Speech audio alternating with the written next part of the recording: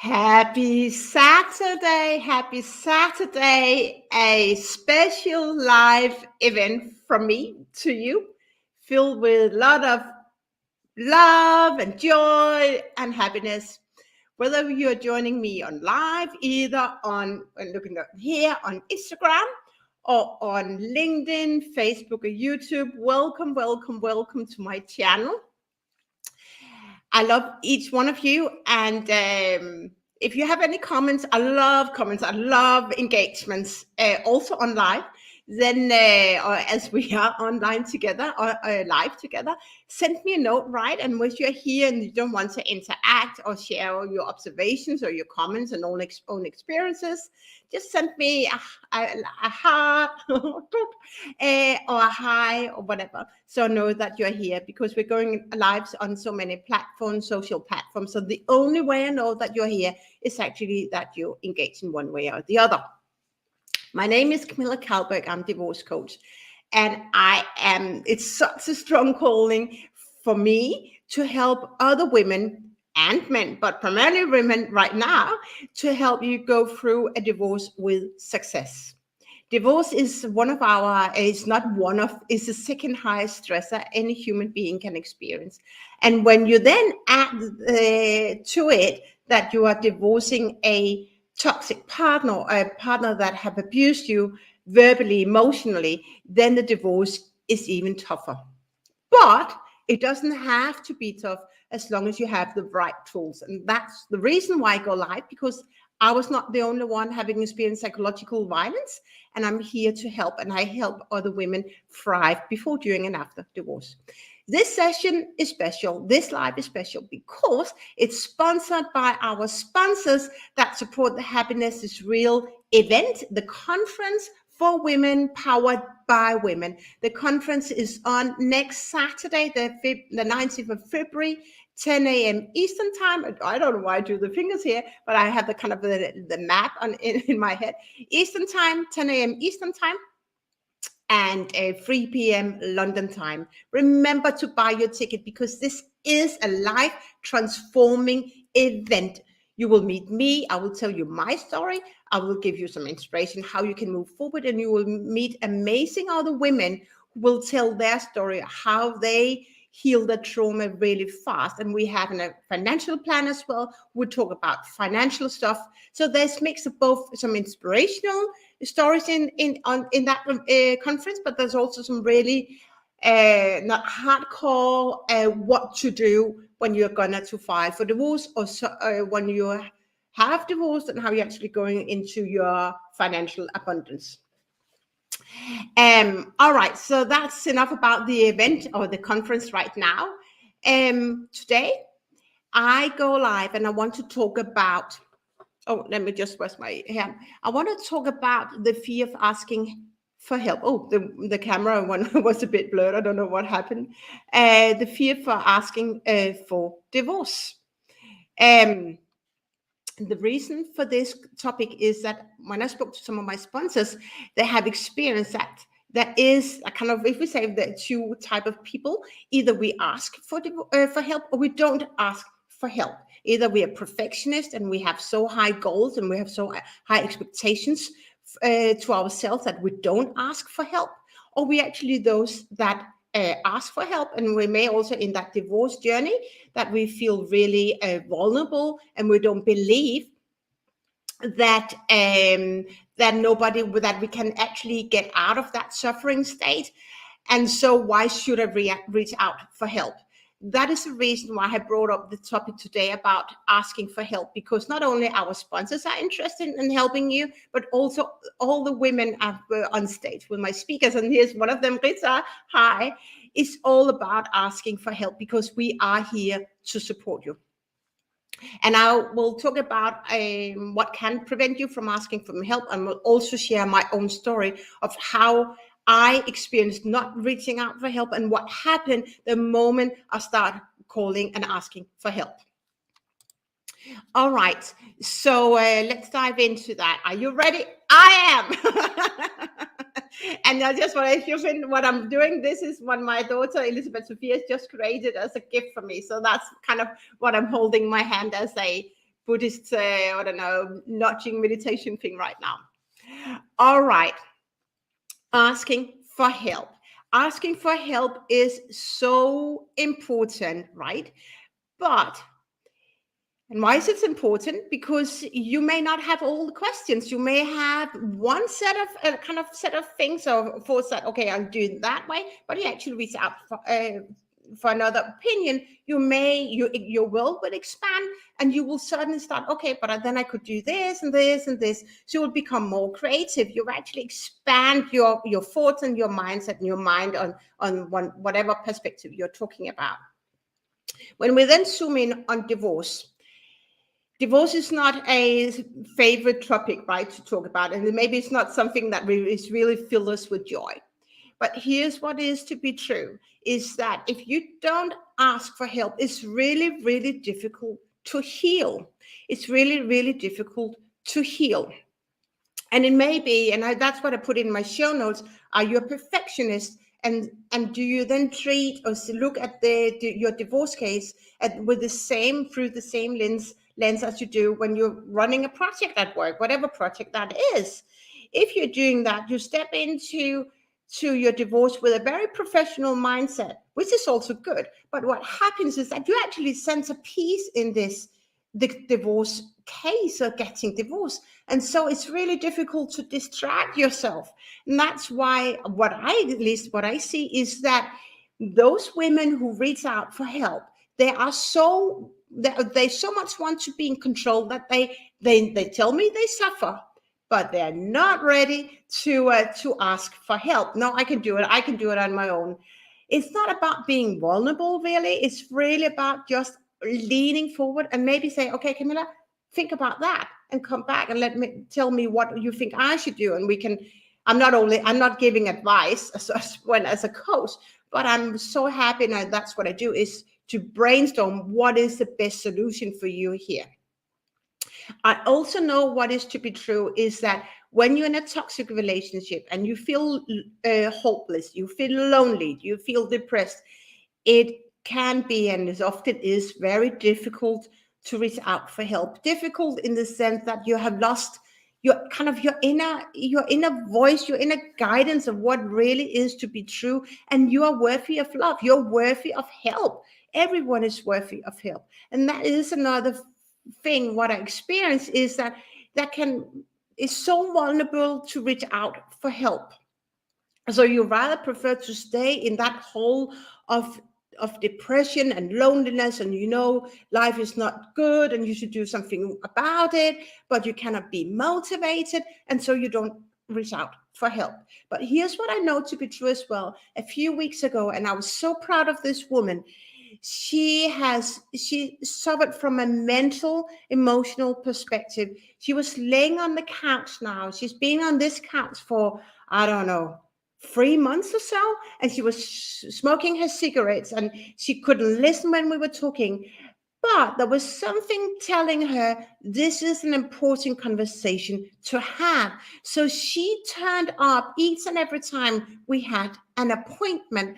And what was so interesting is that even though she was so suffering, she had the first kind of connection with me where I said, wow, but I know I need to ask for help. And she was just suffering in her own state of suffering. She said at one point, I was this very successful teacher. I was slim. She didn't love her body. She couldn't even care cleaning the house for the kids. She felt as though she was a big failure. And what I told her was, you need to change, and you need to take so much control that you actually step into what you don't feel comfortable right now, but that find that motivation, because when we're tapping into her feelings, when you do X, Y, and Z, we just clean the house. How would that make you feel? And she shared all her love, and she said how great she would feel and how that would make her kids feel better. Right now, the daughter does not visit the mom so often.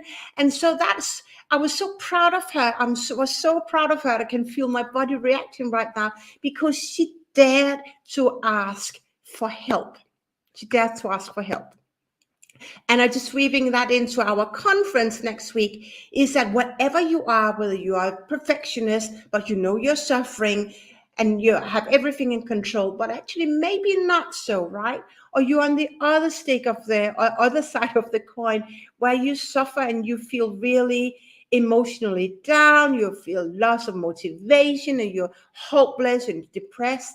Well, that conference happiness is real is for you as well, because we are here. We are six amazing women on stage pouring all our love to you, and you don't even have to ask for help. The only thing you have to do is to show up, buy your ticket and show up and get all the tools, all the motivation that you need to move forward. You listen to the different stories we share with you and we tell you, and you get inspired of finding the motivation. Or maybe on the other side, oh, I have to let go of some of my control because I'm actually the centerpiece. And so if you, whatever you are, you really have to just, may I say that? I can't say that, but please embrace what I'm saying. You have to ask for help if you want to thrive fast, if you want to heal fast. I hope this all makes sense. If it doesn't make sense, send me a note if you don't want to comment online. And if it does make sense, share what resonates for you or what your observations are. Okay, now I want to share how I felt before I asked or reached out for help. Now I got my good friend and coach Rita with me here. So Rita, you and I, we work together, and you say, ask for help, ask for help. All right, but I actually felt, and I don't never really told, maybe I told you later, but I felt like a failure. I felt like a failure because I don't know why. I don't know why, but I feel I was the only woman in the world who's been in have ever experienced a toxic relationship. I had nobody talking about being in a toxic relationship. I had nothing to kind of be motivated, nobody to motivate me from. I've been there and I've done it myself. I read a lot of theory about it, but I didn't have any real cases that could show to me, prove to me that I was not the only one going through a toxic relationship. But I knew I needed help. I needed help from the perspective that I needed a different type of resources, professional resources on my team. I had you, Rita, and that was like kind of my guiding star, right? But I need a lawyer. I need a lawyer. I need a therapist. But I felt such as a failure while bringing them and tell them, this is my case. This is my case. But here's what I want to tell what I did. I knew I had to get a lawyer on.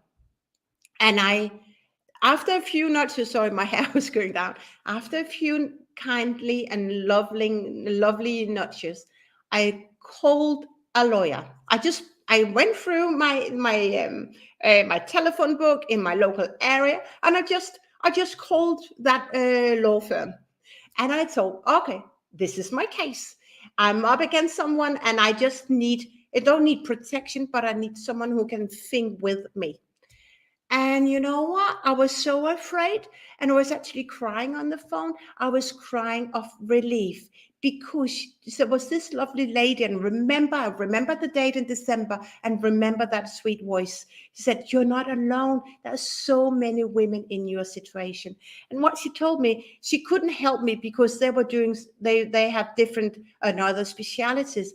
But she gave me a line, the hotline. I never knew there was a hotline. She told me, gave me two numbers for hotlines, and she told me, she name dropped a lawyer, a family lawyer I should reach out to. And that was such a relief, and I cried of happiness. I cried, wow, I was not alone. And I cried because I got my body is reacting right now. I got the help that I needed. I was listened to. I was not. She did. Obviously, she couldn't see me, but I felt that she saw me when we had that conversation. So that was my first breakthrough of asking for help. Another breakthrough was I still thought I think we all are at some point in our career perfectionist. I was perfectionist. I thought, okay, I can do that. I got Marita on me, and I know. So if I can heal, and I have the guidelines, I have the tools, I can help my daughter. but I just had to realize I couldn't help her. I couldn't meet this 5-year-old and 6-year-old daughter. I was too attached to what she was sharing. And at one point, sitting on the bedside, she was crying. I said, okay, we're going to call the hotline. I'm going to call the hotline. It was 9:30 in the evening. It was Thursday. She couldn't fall. She couldn't feel at peace. We called the hotline, and I was the speaker. I don't have the speaker. I have the turtle. I had the turtle calling the hotline and said, I have my 6-year-old daughter. She's so afraid. This is her stories. Can you help? Can you talk to her? And I felt like I was a loser. I felt like I was a loser as a mom. I was a failure. I couldn't meet my daughter. I couldn't give her the shelter. I couldn't give her the peace. But this woman, even though she said she's actually has to be so old that she can call herself because she was not supposed to be on the line. Okay, but she was too young. She was so helpful, this lady. And so the lady on the hotline, she talked to my 6-year-old, and I was just really bridging between the two of them. And I can feel it right now. It was such a relief to ask for help. And you know what happened the day after? She went to school and I remember now it was a Wednesday, because she told one of the teachers that was meeting her in the morning, she's also called Camilla. She told Camilla that she's called the hotline, and it was the best thing that ever had happened to her at that moment in time. Wow, feeling failure, I suddenly felt so proud that I reached out for help. So that was another reason why reaching out for help is actually something very, very powerful, and it can expand your world perspective, your perspective of life, and just how you're going to live life. The last case I want to share with you is calling my bank. I needed finance. I needed finance to invest in all the different resources, the network I built up, but I also needed certainly finance to um, deal with the court cases, because my ex were filing court cases as me. And those of you who've been to court, the High Court and other courts, you know how much that costs when you got a lawyer on board, right? But I needed that, and what I said was, I'd rather prefer to invest money in myself and on my life and together with my daughter, than and prefer choosing that over going on holidays for the next 10 years, right? So, but I needed funds. I called my bank, and I called my contact person, and at first I said, I just have to say, and I felt such a failure again. I felt like it was out of my control. I had to share what was really going on in my life, and it's not something that I was really proud of. I wasn't proud, but I had to do that. I had to ask for financial support. And I called her, and I was crying a bit. I was sensitive. And I said, I'm sorry, but it's really affecting me emotionally. And she was so supporting, and she was there. And so we found different solutions of how I could get money for whatever I needed. And now we're moving house in 3 weeks. So I didn't even have to tell her what was going on. Now my coaching business is flourishing, and it's really, really going great. But she knows, she's been on my journey for the last many months. And it's such a relief to have people in your inner network, your professional people, and where you really show up. Because what happens when you ask for help? People want to help you. People want to help you. And so I have turned my professional Camilla into another way of being professional. And to me, it's a better way of being professional, because I dare to ask for help. Hadn't I asked for help, I wouldn't have been as wise as I am today. And that's really what this all about, asking for help. And I hope all what I shared, my own cases, my own stories, my own experience, and will inspire you to ask for help.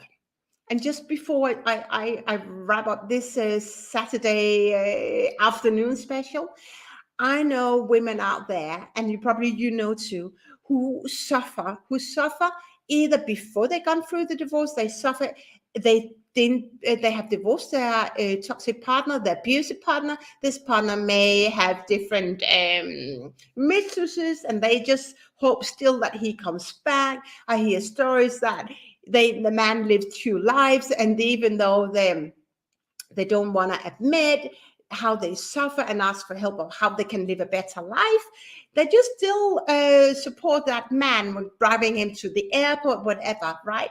But and that woman, the moms, they suffer big time. I also know women who have divorced and who still suffer, and they use the kids as a bridge in the communication channel to ask, to say, okay, I need help. But actually, you're better, much better at asking and reaching out for professional people who can help you set you up for success. Because what I'm conveying to you, and when you join us, we're on this live conference, Happiness is Real, www.happinessisreal.com. What we are, why we do this event is to help you thrive. And when you reach out for help, you will get amazing tools that will help you expand better, faster, heal faster, and create a much better and fuller and abundant life that you have ever imagined. So that's what it's all about, right? It's about helping. And so you will meet, when you join this event, you will meet women who are here to help. We're here to help and to inspire you how you can grow. That's just what it's all about, helping you to grow and get the best out of your life. And so, as I mentioned earlier this week, and I'm going to use that analogy of the picture, it's like the pebble in the water. We help you, and just imagine when you get help, how fast you will expand and you will heal. And all what you have, all the tools that you have, you will use that to heal your children and inspire your colleagues at work, or your clients, your customers. So we're expanding. There was I spoke to a woman earlier this week, saying, this is a big wave you're putting out there, or you're putting out that entire train of speakers. Yes, it is an amazing, amazing and life transforming wave we're putting out there, because there's so many women who suffer, and we want you to live your best life ever. So with this, and here's my cat, I'm gonna wish you a wonderful, wonderful and beautiful Saturday afternoon or morning, evening, wherever you are. Remember to buy your ticket to happinessisreal.com. The conference that is on next Saturday, the 19th of February, 10 a.m. Eastern Time, 3 p.m. London time. This is a life transforming event for those of you who suffer, or those of you who suffer from a toxic relationship, wherever you are in that divorce journey. I just want to learn how you can create an even better life, and how you can thrive even faster, and we'll say better, live a better life, right? So remember to buy your ticket. So with this, I'm going to run off now. This event is, I would say in English, it's sponsored by our sponsors behind the Happiness is Real conference. Me and the rest of our amazing speaker team look forward to see you there live next Saturday. And I will go live again tomorrow with another amazing event. Tomorrow is going to be a Q&A session, because I've received so many questions about the events. So I'm going to answer some of the questions that I have received, all the questions I have received. So it's a lot of words coming out of my mouth right now. So with this, have a beautiful rest of the day, and I look forward to connect with you soon again. Much love, and bye for now.